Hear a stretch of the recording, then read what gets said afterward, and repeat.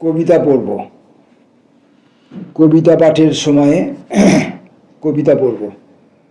বন্ধুবর গুরুপ্রসাদ যশের কবিতা পড়ব। স্মৃতিকথা। না, আমার কথা নয়, তোর কথাই লিখতে চেয়েছি বারবার। আনন্দের কথা, কষ্টের কথা, অনুভবের, তোর অভিমানের কথা। সফল হয়নি, যদি কবিতা হয়ে ওঠে, পত্রিকায় স্থান পায়। তবে আমার বলতে শুধু গীতবিতান আর অঢেল স্মৃতি। জয়দেবের আখড়া। শীতার্ত আখড়ার সঙ্গে সম্পর্ক যত ঘনিষ্ঠই হোক, একটা ঋণ থেকে যায় জয়দেবের বাউলের।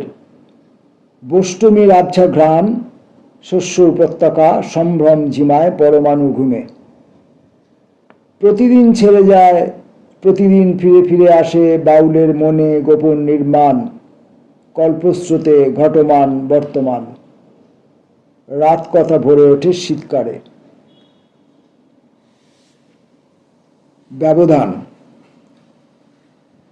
তোর শরীরের গলিঘুঁজি আমার নখদর্পণে। বুঝতে পারি কতটা সমান্তরাল যাওয়ার পর আমাকে বাঁক নিতে হবে, কতটা হাঁটলে সুবর্ণ রেখা স্পর্শ করব, আমার চাওয়া পাওয়ার পথ কতটা।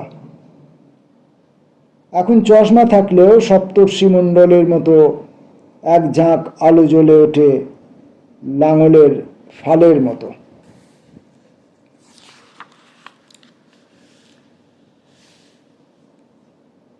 অপেক্ষা তোমার জন্য।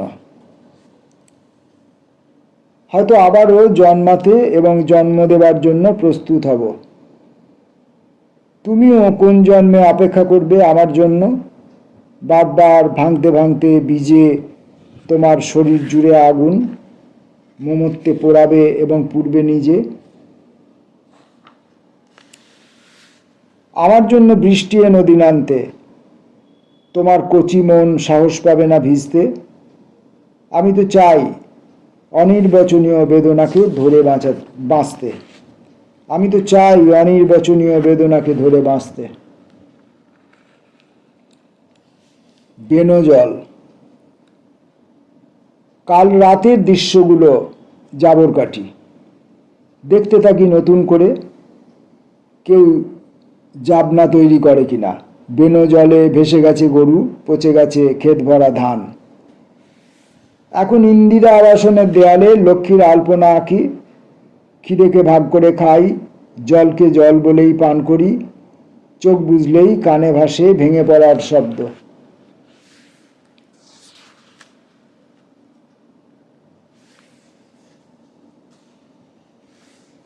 আমরা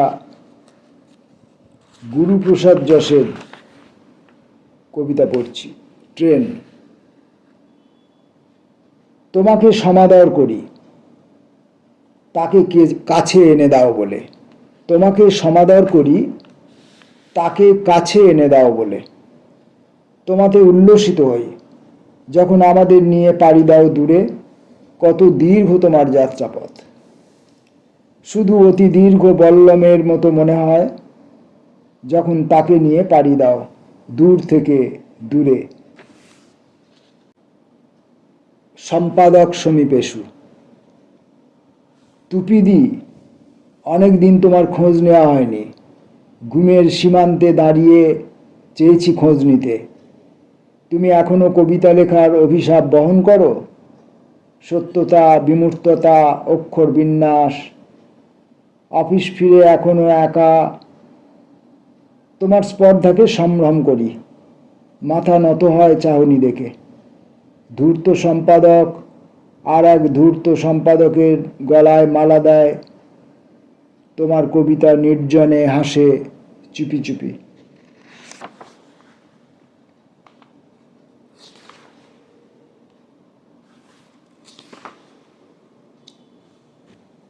প্রেমিকা। ভালোবাসার পুরুষেরা স্বামী হয়, তবুও চিলি ফিশে ধোয়া ওঠে টেবিলে বিরিয়ানি। প্রেমিকা স্ত্রী হয়, তারপর মা।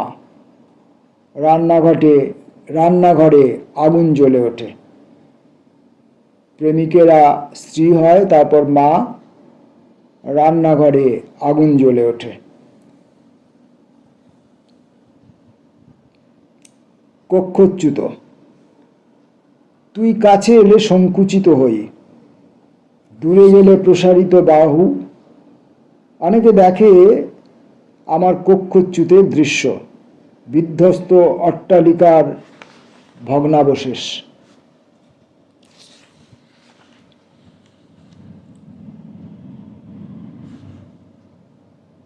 খোঁজ খবর। আলোক সরকার অনেক দূরে, রঞ্জনবাবু কোমায় আচ্ছন্ন, স্বেচ্ছা মৃত্যু চেয়েছিল, পায়নি। আর সুদীপা স্বামী ছাড়া বদনামের সঙ্গে একাকী ঘর করে।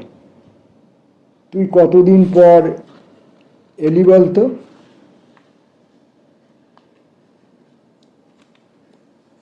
পটুয়ার চিত্র। আমরা জানতাম আমাদের কোথাও যাবার নেই, আমার তো নেই, আর জানতাম বলেই বন্ধনে জড়িয়েছি। সময়ের টানাপোড়েনে বন্ধন শক্ত হয়েছে। হিজিবিজি চিত্রকল্প পিছনে ফেলে প্রতিমা খুঁজেছি তোমার মধ্যে। বুঝিনি পটুয়া শুধু জীবিকার জন্যেই পড়াটাকে। কবি শুধু চিত্রের মধ্যে খোঁজে কতটা অভিমান, কতটা ভালোবাসা। দেখতে দেখতে আমরা গুরুপ্রসাদ যশের অনেকগুলি ছোট ছোট কবিতা পড়ে ফেললাম। আপাতত আরেকটি, 51 ফিট। বিস্তীর্ণ হাইওয়ের ধারে বিবস্ত্র নারী, কোনো যানজট নেই, নেই পুলিশের ব্যারিকেড, তখনও ধর্ষণের ভয় গায়ে। ধর্ষণ বড় ছোঁয়াচে, ছড়িয়ে পড়ে দ্রুত। মার শালিকে, না হলে জন্ম দেবে ভবিষ্যতের, যা আগামীর ইতিহাস। খণ্ড খণ্ড করে ওর ভ্রূণ ছড়িয়ে দেয় ভূখণ্ডে, তারপর গড়ে উঠুক আর একটা 51 ফিট। নমস্কার।